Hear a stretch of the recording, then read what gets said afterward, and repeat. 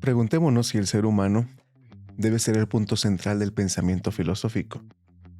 ¿Sabes qué es aquello que define al individuo, su esencia y su existencia? ¿Qué imaginas que sea más relevante, el conocimiento o la virtud?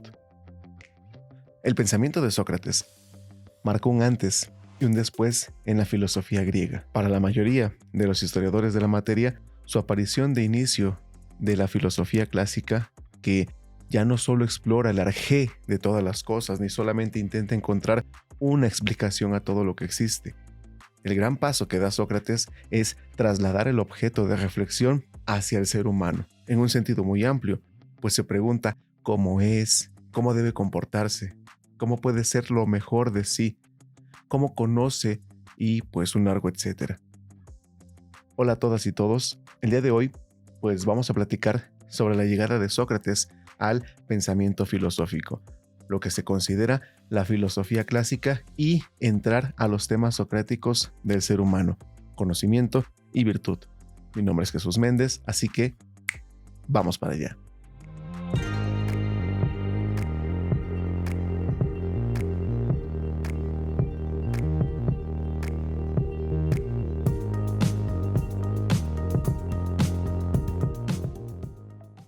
Las ideas de Sócrates fueron el punto de partida para la reflexión que Platón y Aristóteles emprenderían ya por su propia cuenta, y en conjunto definieron la mayoría de los temas y objetos de la filosofía tal y como aún hoy en día se sigue practicando. En el año 399 a.C., Sócrates fue juzgado bajo la acusación de no creer en los dioses y por ello de corromper a los jóvenes con sus ideas. Fue condenado a muerte por 281 votos condenatorios y 220 votos absolutorios. Pudo solicitar que su condena fuera a través del exilio, pero rechazó hacerlo. Estando encarcelado se le ofreció huir con sus amigos. Tenía amigos pues de muy alta estima y también muy bien acomodados. Se le ofreció huir, se le ofreció ocultarse, pero también rechazó esa propuesta. A diferencia de sus amigos, aceptó la resolución del tribunal. Aquí es donde les pregunto, ¿y ustedes qué harían? ¿Qué hubieran hecho de haber estado en la situación de Sócrates? ¿Acaso no es mejor, pues, huir que cualquier castigo en lugar de la muerte? Si acaso piensas que cualquier solución antes de la muerte sería preferible, Sócrates te diría, no tienes razón, amigo. Si crees que un ser humano que sea de algún provecho ha de tener en cuenta el riesgo de vivir o morir, sino el examinar solamente al obrar si hace esas cosas justas o injustas y actos propios de un ser humano bueno o de un ser humano malo. Así, para Sócrates, lo más importante era saber si sus actos correspondían al de un ser humano bueno o uno malo. Es decir, si se apegaban a la virtud, la justicia, la legalidad y las leyes. Sócrates no dejó ningún testimonio escrito acerca de sus doctrinas. Sabemos de su filosofía, sus métodos y su forma de enseñar gracias a la obra de otros filósofos, historiadores y poetas que de alguna manera recibieron su influencia o bien se opusieron a ella. Gracias a los escritos de Jenofonte, conocemos algunos datos históricos de la vida de Sócrates. Sabemos, por ejemplo, que transcurrió en el periodo de mayor esplendor de Atenas, entre los años 470 y 400 a.C. aproximadamente. Por otra parte, Aristófanes, en su comedia Las nubes, exagera algunos rasgos del carácter socrático. Por ejemplo, que le gustaba preguntar siempre a los demás, pero él nunca afirmaba nada, o que atribuía sus procedimientos al mandato de algún dios. Por último, tenemos el testimonio más aceptado e influyente de la filosofía socrática, el que aportó Platón, su principal discípulo. Es precisamente en el diálogo de Critón donde encontramos la reflexión que se hace sobre su condena. En este diálogo, mientras Sócrates espera su condena en la cárcel, Critón le propone huir. Sócrates le contesta que huir representaría incumplir y con ello provocar la destrucción de las leyes con las que estaba de acuerdo, por ser esta una construcción social. Y no solo eso, Sócrates daba gran importancia a la virtud y la justicia y consideraba que obraría de manera injusta si desconociera a la ley por la cual fue condenado a morir. Sin embargo, está convencido de que muere injustamente, no por las leyes, sino por los humanos que hacen cumplir o intentan hacer cumplir esas leyes. Las virtudes en el pensamiento griego no funcionan como los códigos morales a los que estamos acostumbrados hoy en día. No son mandamientos o prohibiciones tipo esto sí y esto no. Como forman parte de un sistema que busca equilibrar fuerzas, lo que las virtudes permiten es definir un campo en donde la acción es adecuada. Y aquí está la clave, una acción adecuada. Un marco, que permita la acción. Pensemos en, por ejemplo, comer dulces. La virtud no consiste en no comerlos, sino comerlos en la proporción en que, por un lado, los disfrutemos, pero por el otro, no nos hagan daño. En ello consiste ser prudente y moderado, pero también valiente, porque muchas veces hay que enfrentar la opinión de los demás para sujetarnos a la virtud. En este sentido, el resultado es que todas las virtudes concurren, y por eso, para Sócrates, cuando uno es virtuoso, lo es a partir de todas las virtudes, y precisamente por eso es llamado justo. La justicia es la virtud suprema, porque da a cada cosa el lugar que le corresponde, y es el resultado de una conducta virtuosa. Como en Sócrates, la justicia se identifica con el bien, pues uno es bueno cuando es justo. El bien consiste en dar a cada cosa su lugar, es decir, entender muy bien lo que cada cosa es y respetarla como tal. Por ejemplo, dar al dulce el lugar del dulce, y no de alimento, y consumirlo como tal, como dulce, mas no como alimento. Esto quiere decir que el bien se identifica en el pensamiento socrático con el ser, de modo que justicia es equivalente a bien, y ello es equivalente al ser. Todo parecería, pero efectivamente solamente parecería muy sencillo. Bastaría saber de alguna manera para qué son las cosas, para tratarlas como son, y así no equivocarnos, y ser siempre justos y virtuosos. Es decir, de modo que la verdad es igual al ser, que equivale al bien, y este último a la justicia. Lamentablemente no es tan fácil. El problema principal es que los seres humanos, no siempre estamos guiados por la sabiduría, la episteme, sino sobre todo por la opinión, la doxa. Les dejaré por aquí un espacio para que puedan acercarse al videíto en donde hablamos precisamente de eso. A diferencia de la sabiduría, la opinión puede ser verdadera o falsa, pero no podemos saber cuándo es una u otra, pues de saberlo tendríamos la sabiduría y no actuaríamos con base en la opinión. Así que, al tomar decisiones a partir de nuestras opiniones, actuamos casi como si estuviésemos ciegos, pues no sabemos si esa opinión es verdadera o es falsa. De hecho, esto es uno de los grandes problemas centrales del pensamiento socrático. En los diálogos de Platón, muchos de los cuales son testimonio de la enseñanza de Sócrates, nos lo muestran formulando constantemente preguntas, poniendo en duda prácticamente todo, incluso haciendo comentarios irónicos que desconciertan y enfadan a sus interlocutores. Platón no considera que tales cualidades sean ridículas o negativas, todo lo contrario. Piensa que la estrategia de Sócrates es la más adecuada para conducir hacia el saber. Es importante, dejar en claro lo que implica esto. Sócrates consideraba que para interesar en la filosofía lo mismo al joven alumno que al individuo corriente, el maestro podía orientarlo para que desarrollara sus mejores disposiciones. Podría también mostrarle los hábitos, las creencias o los prejuicios que debería evitar si quería filosofar. E incluso podía ayudarle a descartar los saberes o técnicas que no fueran propiamente filosóficos. Pero lo que no estaba en manos del maestro era transmitirle las verdades filosóficas, ya que éstas serían descubiertas por el propio alumno, una vez que hubiese preparado su alma para ello. Ahora bien, Sócrates consideraba que tenía obligación de propiciar que sus discípulos dieran el primer paso en la búsqueda del conocimiento. Este paso consistía precisamente en reconocer que ignoraban algo. Aquí está la clave, la ignorancia.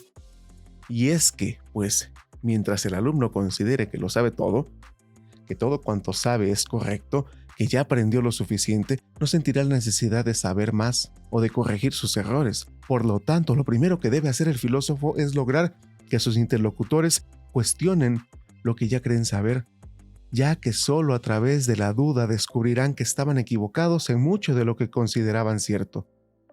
que no tenían fundamentos para demostrarlo y ni siquiera sabían explicarlo correctamente. Pero hay algo más.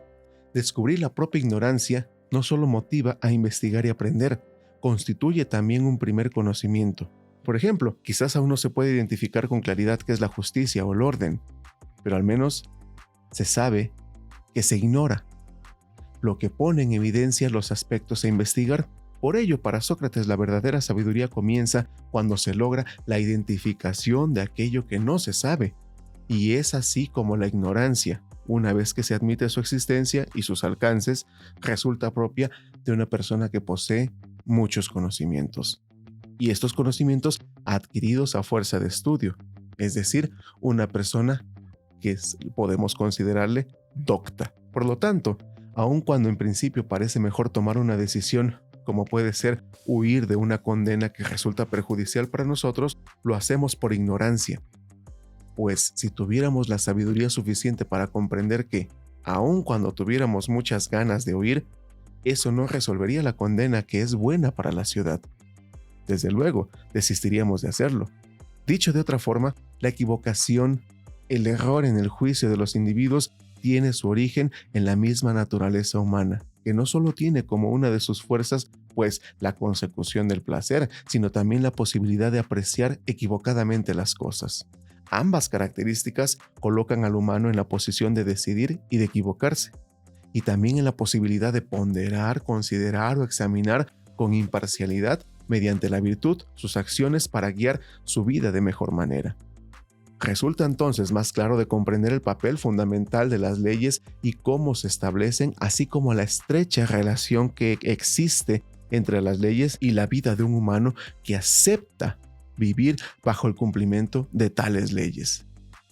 También tendría que quedar en claro la importancia del conocimiento, sobre todo de sí mismo, en esta relación.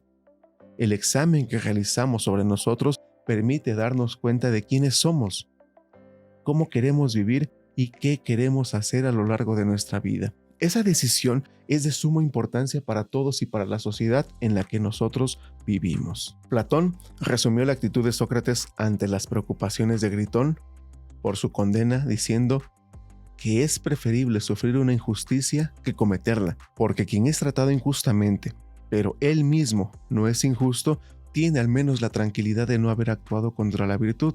De esta manera, la vida de Sócrates, que para muchos es ejemplar, apunta hacia un elemento clave de la moral, que se ha tomado después por muchos filósofos. La moral es, ante todo, una cuestión de acciones, y resulta vano predicar reglas y normas de comportamiento si junto con estas no se muestra la forma de cumplirlas. El hecho de respetar las leyes, pues no porque seamos obligados a ello, sino porque sabemos que es la mejor manera de alcanzar la realización y la tranquilidad, es la clave de nuestra vida cotidiana, porque de ese modo somos conscientes de que nuestra conducta es determinante para vivir en bienestar. Pensemos ahora en la enseñanza de la virtud.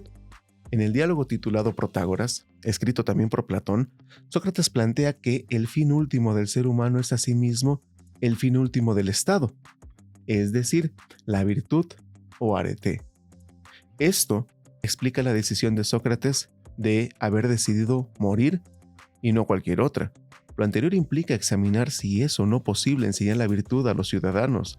Debemos tener en cuenta que para los griegos del siglo V a.C., la virtud está directamente relacionada con la buena administración de los bienes familiares, de modo que el ciudadano ateniense pudiera dirigir de la mejor manera su casa y los asuntos políticos para ser el más capaz de la ciudad, tanto en el hogar como en el decir, como en el Estado, como en el cotidiano de la vida.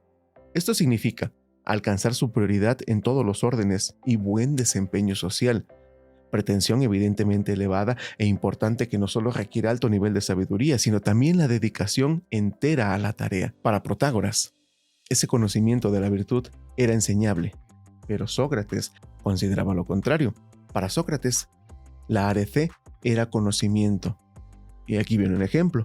Si el zapatero quería ser bueno en su oficio, tener la arete del zapatero, pues debía conocer primero qué es un zapato, para qué se le requiere en la sociedad, cuál es su fin, el propósito que tiene el ser humano cuando acude a él. Conocido esto, era necesario pensar qué forma debe tener el zapato y de qué materiales debía estar hecho. Posteriormente, reflexionar acerca de cuál es el mejor método de fabricarlo y qué habilidades tendrías que desarrollar para hacerlo bien. Cuando se tuvieran todos esos conocimientos y se hubieran conseguido las habilidades requeridas, se tendría la virtud del zapatero, es decir, su arete. Con respecto al arete de todo ser humano, de lo que buscaba ser maestro Protágoras, por ejemplo, Sócrates insistía sobre la necesidad de alcanzar el conocimiento del fin o propósito del ser humano, así como el conocimiento o fin del zapatero, del zapato en sí mismo, pues aquí se ocupaba del ser humano, algo que no puede ser planteado o logrado sin el examen constante de uno mismo. De lo contrario, preguntémonos de qué otra manera podrías saber cuándo estás actuando bien y cuándo estás pues haciendo un mal. Protágoras era un sofista que como tal enseñaba a las personas a vivir y triunfar bajo ciertas leyes y costumbres en una ciudad, en una comunidad determinada. En cambio, para Sócrates, que condujo su vida bajo la máxima de conócete a ti mismo, la virtud no puede ser enseñada, porque consiste en la reflexión permanente acerca de uno mismo. De hecho, para Sócrates, ninguna persona comete acciones vergonzosas o realiza malas obras pues de manera voluntaria, sino que los que actúan así obran de manera involuntaria, por ignorancia, porque se dejan llevar por el dolor o el placer. Conocerse a sí mismo no es un ejercicio con tiempos y resultados específicos, sino un proceso de investigación que dura absolutamente toda la vida. La filosofía en Sócrates era más práctica que teórica. La búsqueda filosófica del qué y del por qué, y en particular de los valores morales y de la virtud, había venido a ser para él una verdadera forma de la existencia. Dos cosas eran características de esta búsqueda de sus continuos, pues interrogantes: su mayéutica y su ironía. La mayéutica era la obstetricia de Sócrates. Este arte lo ejercía principalmente con jóvenes a los que enzarzaba en discusiones filosóficas y consistía en destacar algún dicho de su interlocutor, en el que éste expresaba algo que sabía sin saber que lo sabía, mostrándole con sus hábiles interrogaciones que podía saberlo, con solo reflexionar debidamente sobre tales problemas. De esta manera, como lo practicaba Sócrates, era el mejor entrenamiento filosófico. En todo caso, hacía sentir a aquellos jóvenes que no debían sentirse prematuramente seguros de sus ideas y de sus juicios. Sócrates no sentía demasiado respeto por las respuestas tradicionales, más bien inducir a tener un poco lo ya conseguido y a seguir hurgando. Es decir, preguntaba si de verdad creían haberlo comprendido ya todo correctamente, si habían visto lo que formaba la peculiaridad de una u otra cosa, si no habían tomado por esencial algo accesorio, si no había razones en contra de la opinión admitida. De sí mismo, solía también decir: yo solo sé que no sé nada. Esta era pues su ironía. Sócrates es uno de los grandes educadores de la humanidad, no solo por su método de tratar con la gente joven, sino sobre todo por su arte de inducir a ver y vivir el bien moral. Sin lugar a duda, el predominio en el pensamiento de Sócrates en lo que respecta al mundo de los valores es supremo, pero Sócrates posee también una especial importancia para la filosofía pura, en cuestión de teoría pura, gracias a un logro que casi podríamos llamar un invento. No es otra cosa sino su método de formación de los conceptos. El gran Aristóteles comenta acerca de eso gracias a que dos cosas hay que atribuirle con razón a Sócrates. Por una parte, su empeño en destacar el concepto universal y luego haber pensado la realidad en función de tales conceptos universales. En los diálogos de juventud de Platón, se presentó con numerosos ejemplos este procedimiento socrático. Cuando Sócrates pregunta ¿qué es arete?, se le respondía que se tiene arete ante los ojos cuando vemos, por ejemplo, un gobernante que sabe mandar, pues hace bien a sus amigos y perjudica a sus enemigos. Cuando uno es valiente, reflexivo, prudente y un largo etcétera. Sócrates, pues de alguna manera, replica siempre de la misma forma. Todos estos son ejemplos de arete, sí. Son virtudes particulares concretas, sí, pero no la virtud a secas. No el concepto de arete. Si observan estas virtudes particulares, pues en su estructura, verán que en estos casos particulares late siempre algo idéntico, una forma común, un eidos. es lo principal, lo esencial, la forma que en algún momento lo podía empezar a llegar a decir el señor Aristóteles. Esto era también lo universal de Sócrates y mediante ello había, según él, que pensar todas las virtudes particulares. Entonces, este pensar sería saber y ciencia, y no solamente una representación adherida a lo particular, pues en ese caso aparece la ley y la necesidad que difiere de lo causal y de lo accidental. Sin lugar a duda, esto lo retoma su mayor discípulo Platón, para quien esta forma universal, el eidos o esencia de las cosas, viene a ser el fundamento de todo su sistema filosófico. Solo cuando los sofistas o los jóvenes interlocutores a quienes piensa enseñar la virtud han visto las contradicciones de su propio pensamiento, se permite Sócrates empezar sus propios razonamientos. Para ello, emite una hipótesis. Ante la ignorancia patente, solo cabe la posibilidad de hacer nuevas suposiciones. Una vez que se tiene la hipótesis ya establecida, ya sea la del triángulo que se inscribe en el círculo, ya sea la de la naturaleza de la virtud o cualquiera, Sócrates procede a verificarla. Su método sigue siendo de las preguntas a las cuales sus interlocutores habrán de responder, y es que Sócrates cree, ante todo, en el valor educativo y vital de la filosofía. Si una persona debe aprender algo, solamente podrá hacerlo aprendiéndolo a partir de sí mismo.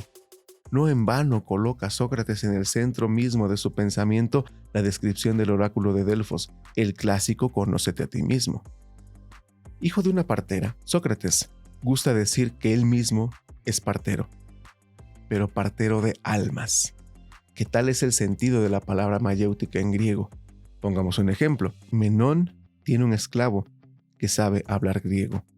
Mediante una serie de preguntas sobre un problema de matemáticas, Sócrates logra que el esclavo ignorante de toda ciencia los resuelva. La idea de Sócrates es clara.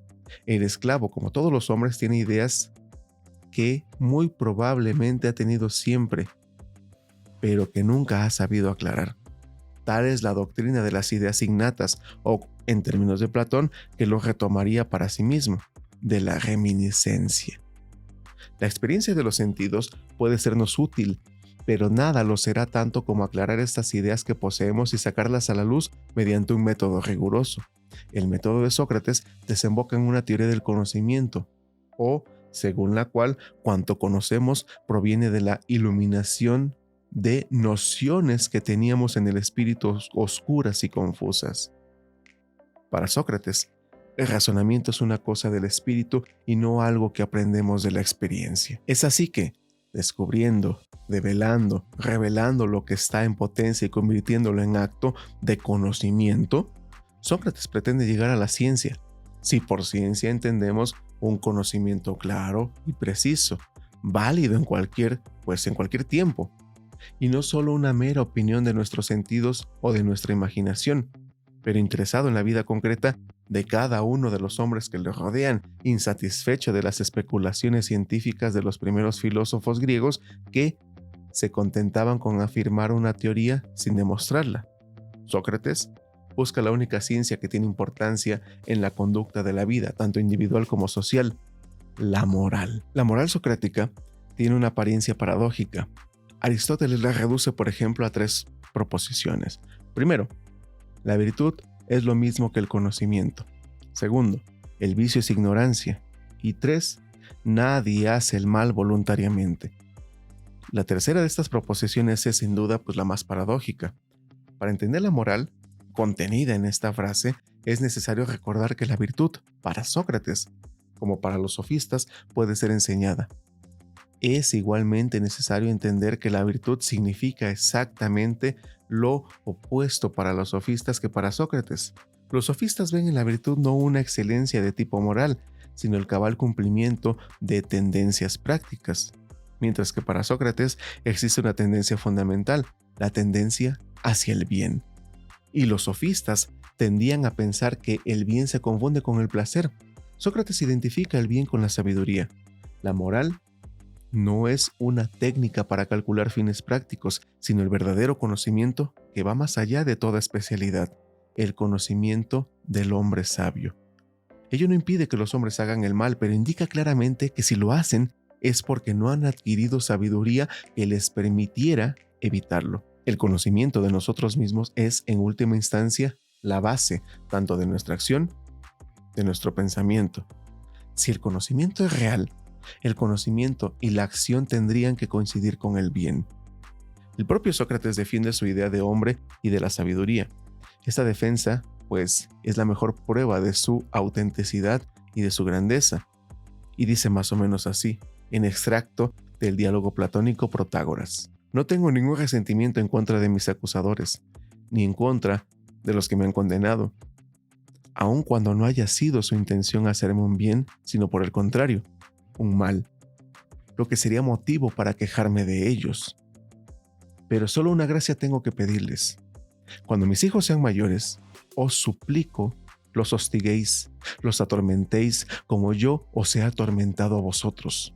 Si ves que prefieren la riqueza a la verdad y que se creen algo cuando no son nada, no dejes de sacarlos a la vergüenza, si no aplican a lo que deben aplicarse y creen ser lo que no son, porque así es como yo he obrado con vosotros.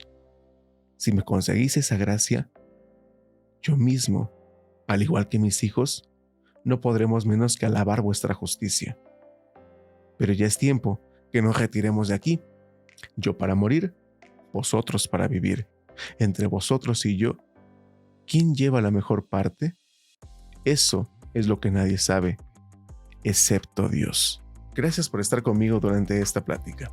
No olviden, por favor, suscribirse, dejarnos un like, compartir y dejarnos un comentario para que podamos mejorar este canal y que venga nuevo contenido. Mi nombre es Jesús Méndez y pues nos vemos en el próximo tema. Hasta pronto.